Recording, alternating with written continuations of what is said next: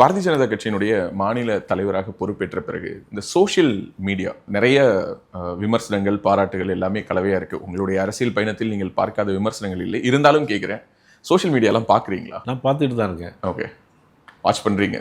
நான் நல்லா வாட்ச் பண்ணுறேன். சரி, நிறைய பேர் ஆதரவாக்குங்க. 1-2 பேர் அவங்க ஒரு அது பொறாமையுடைய காழ்ப்புணர்ச்சி காரணமாக. ஏன்னா எல்லாரும் எல்லாரையும் 100% எல்லாரும் ஏற்றுக்க முடியும். இப்போ ராஜவேல் இருக்காருன்னா உங்கள் டீமில் எல்லாரும் உங்களை ஏற்றுக்க மாட்டாங்க. கண்டிப்பாக இல்லை. ஆமாம், அது மாதிரி கட்சி ரீதியாக இருக்கலாம், ஓகே, வேறு மன ரீதியாக இருக்கலாம்.